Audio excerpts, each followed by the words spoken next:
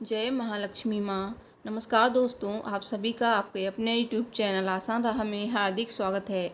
मैं हूँ अपर्णा। दोस्तों, महालक्ष्मी का व्रत अगर आपने नहीं रखा है तो आखिरी दिन जरूर कर लें ये उपाय, आपको होगा धन लाभ। और आज मैं आपको सुनाऊंगी महालक्ष्मी की व्रत कथा 16 दिन वाली। तो इस कथा को आप 16 दिन तक जरूर सुने। महालक्ष्मी व्रत की 2 कथाएं हैं। एक कथा ऑलरेडी मेरे चैनल पे पहले से ही है और दूसरी ये कथा है जो मैं आपको सुनाऊंगी। दोस्तों, कथा सुनने से पहले कमेंट बॉक्स में जय माँ लक्ष्मी अवश्य लिख दीजिए। माता लक्ष्मी आपकी सभी मनोकामनाएं पूर्ण करेंगी और आपके धन के भंडार भर देंगी। तो दोस्तों, अगर आपने व्रत नहीं रखा है तो आप व्रत के आखिरी दिन यानी कि अश्विन मास की कृष्ण पक्ष की अष्टमी के दिन आप ये उपाय जरूर करें। इससे भी आपको धन लाभ होगा। दोस्तों, माता लक्ष्मी के 16 दिवसीय व्रत बहुत से लोग पूरे 16 दिन रखते हैं और बहुत से लोग सिर्फ 2 रखते हैं, एक पहला दिन और एक 8वां दिन और एक लास्ट का दिन। और बहुत से लोग 2 रखते हैं, एक पहला और एक आखिरी। और बहुत से लोग पूरे 16 दिन तक व्रत रखते हैं। तो अगर इनमें से आप कोई भी व्रत नहीं रख पाते हैं तो आप ये उपाय अवश्य कीजिए। और माता लक्ष्मी की 16 दिन तक पूजा भी आपको करनी है। तो पूजा कर कर आप माता को मना सकते हैं और ये उपाय करके तो आपको सोने पे सुहागा हो जाएगा, माता लक्ष्मी प्रसन्न हो जाएंगी। तो चलिए आपको पहले हम कथा सुनाते हैं। बोलिए माता लक्ष्मी की जय। श्री महालक्ष्मी व्रत कथा। श्री गणेशाय नमः। एक समय महर्षि श्री वेद व्यास जी हस्तिनापुर पधारे। उनका आगमन सुन महाराज धृतराष्ट्र उनको आदर सहित राजमहल में ले गए। स्वर्ण सिंहासन पर विराजमान कर चरणोदक ले उनका पूजन किया।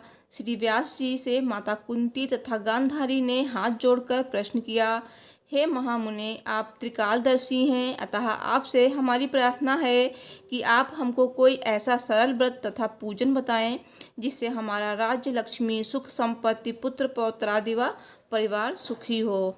इतना सुनकर श्री वेद व्यास जी कहने लगे, हम एक ऐसे व्रत का पूजन व वर्णन कहते हैं जिससे सदा लक्ष्मी जी का निवास होकर सुख समृद्धि की वृद्धि होती है। यह श्री महालक्ष्मी जी का व्रत है जिसे प्रतिवर्ष अश्विन कृष्ण अष्टमी को विधिवत किया जाता है। हे महामुने, इस व्रत की विधि हमें विस्तार पूर्वक बताने की कृपा करें। तब व्यास जी बोले, हे देवी, यह व्रत भाद्रपद शुक्ल अष्टमी से प्रारंभ किया जाता है। इस दिन स्नान करके 16 सूत के गांठे का डोरा बनाएं, उसमें 16 गांठ लगाएं, हल्दी से पीला करें। प्रतिदिन 16 दूब व 16 गेहूँ डोरे को चढ़ाएं। अश्विन कृष्ण अष्टमी के दिन उपवास रखकर मिट्टी के हाथी पर श्री महालक्ष्मी की प्रतिमा स्थापित कर विधिपूर्वक पूजन करें। इस प्रकार श्रद्धा भक्ति सहित महालक्ष्मी जी का व्रत पूजन करने से आप लोगों की राजलक्ष्मी में सदा अभिवृद्धि होती रहेगी। इस प्रकार व्रत का विधान बताकर श्री वेद व्यास जी अपने आश्रम में प्रस्थान कर गए। इधर समयानुसार भाद्रपद शुक्ल अष्टमी से गांधारी तथा कुंती अपने अपने महल में नगर की स्त्रियों सहित व्रत का आरंभ करने लगी। इस प्रकार 15 दिन बीत गए।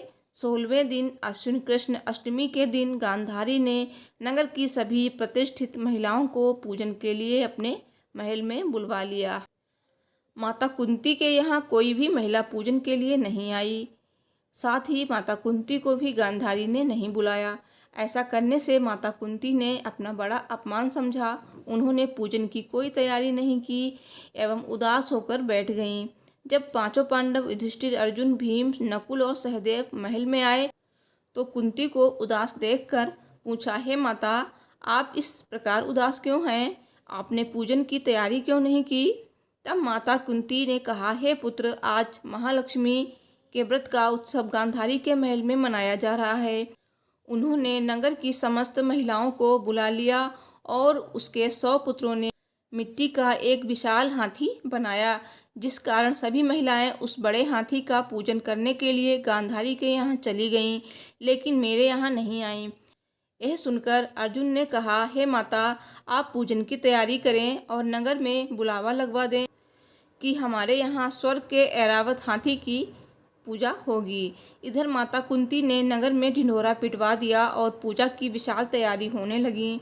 उधर अर्जुन ने बाण के द्वारा स्वर्ग से ऐरावत हाथी को बुला लिया। इधर सारे नगर में शोर मच गया कि कुंती के महल में स्वर्ग से इंद्र का ऐरावत हाथी पृथ्वी पर उतारकर पूजा जाएगा। समाचार को सुनकर नगर के सभी नर नारी, बालक एवं वृद्धों की भीड़ एकत्र होने लगी। उधर गांधारी के महल में हलचल मच गई। वहां एकत्र हुई सभी महिलाएं अपनी अपनी थालियां लेकर कुंती के महल की ओर जाने लगीं। देखते ही देखते कुंती का सारा महल ठसाठस भर गया। माता कुंती ने ऐरावत को खड़ा करने हेतु अनेक रंगों के चौक पुरवाकर नवीन रेशमी वस्त्र बिछवा दिए। नगरवासी स्वागत की तैयारी में फूल माला, अबीर, गुलाल, केसर हाथों में लिए पंक्तिबद्ध खड़े थे। जब स्वर्ग से ऐरावत हाथी पृथ्वी पर उतरने लगा तो उसके आभूषणों की ध्वनि गूंजने लगी। ऐरावत के दर्शन होते ही जय जयकार के नारे लगने लगे। सायंकाल के समय इंद्र का भेजा हुआ हाथी ऐरावत माता कुंती के भवन में चौक में उतर आया। तब सब नर नारियों ने पुष्प माला, अबीर, गुलाल, केसर आदि सुगंधित पदार्थ चढ़ाकर उनका स्वागत किया। राज्य पुरोहित द्वारा ऐरावत पर महालक्ष्मी जी की मूर्ति स्थापित करके वेद मंत्रोच्चारण द्वारा पूजन किया गया। नगरवासियों ने भी महालक्ष्मी पूजन किया।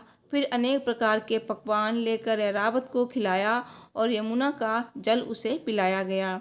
राज्य पुरोहित द्वारा स्वस्ति वाचन करके महिलाओं द्वारा महालक्ष्मी का पूजन कराया गया। 16 गांठों वाला डोरा महालक्ष्मी को चढ़ाकर अपने अपने हाथों में बांध लिया। ब्राह्मणों को भोजन कराया गया। दक्षिणा के रूप में स्वर्ण आभूषण, वस्त्र आदि दिया गया। तत्पश्चात महिलाओं ने मिलकर मधुर संगीत लहरिया के साथ भजन कीर्तन कर संपूर्ण रात्रि महालक्ष्मी व्रत का जागरण किया। दूसरे दिन प्रातः राज्य पुरोहित द्वारा वेद मंत्रोच्चार के साथ जलाशय में महालक्ष्मी जी की मूर्ति का विसर्जन किया गया। फिर ऐरावत को विदा कर इंद्रलोक को भेज दिया। इस प्रकार जो स्त्रियां श्री महालक्ष्मी जी का विधिपूर्वक व्रत एवं पूजन करती हैं, उनके घर धन धान्य से परिपूर्ण रहते हैं तथा उनके घर में महालक्ष्मी जी सदा निवास करती हैं। इस हेतु महालक्ष्मी जी की यह स्तुति अवश्य बोलें। महालक्ष्मी नमस्तुभ्यं नमस्तुभ्यं सुरेश्वरी हरिप्रिये नमस्तुभ्यं नमस्तुभ्यं दयानिधे। जय महालक्ष्मी माँ, जय माता लक्ष्मी आप सभी पर अपनी कृपा दृष्टि बनाए रखें, सभी के घर धन धान्य से परिपूर्ण रखें, अपना आशीर्वाद बनाए रखें। जय महालक्ष्मी माँ, जय गजलक्ष्मी माँ, जय धनलक्ष्मी माँ। दोस्तों, अगर आपने किसी कारणवश 16 दिवसीय महालक्ष्मी व्रत नहीं किए हैं तो आप लास्ट दिन ये उपाय अवश्य करें। महालक्ष्मी आपकी तिजोरी भर देंगी। तो दोस्तों, आपको करना ये है, माता लक्ष्मी की प्रतिमा की स्थापना करें और उनके सामने घी का चौमुखी दीपक जलाएं। माता को सफ़ेद मिठाई अर्पित करें। माता को गुलाबी धागा भी अर्पित करें। इसके बाद श्री सूक्तम का पाठ करें। अगर 16 बार पाठ कर सकें तो बहुत ही उत्तम है। इसके बाद गुलाबी धागा अपनी कलाई या गले में धारण करें। कहते हैं कि भगवान विष्णु ने इस दिन लक्ष्मी जी की प्राप्ति का मार्ग बताया था। इस व्रत को गजलक्ष्मी व्रत भी कहा जाता है। गजलक्ष्मी व्रत के दिन हाथी की पूजा और महालक्ष्मी के गज लक्ष्मी स्वरूप की पूजा की जाती है। इसके बाद महालक्ष्मी की आरती करें और माता जी से क्षमा याचना करें और अपने घर आने की माता से प्रार्थना करें। दोस्तों, इतना करेंगे और माता लक्ष्मी की कृपा आप पर हमेशा के लिए बनी रहेगी। दोस्तों, अगर आपको मेरी वीडियो पसंद आई है तो प्लीज़ वीडियो को लाइक शेयर कीजिए और मेरे चैनल को भी सब्सक्राइब कीजिए। Thanks for watching. हर हर महादेव। जय महालक्ष्मी माँ।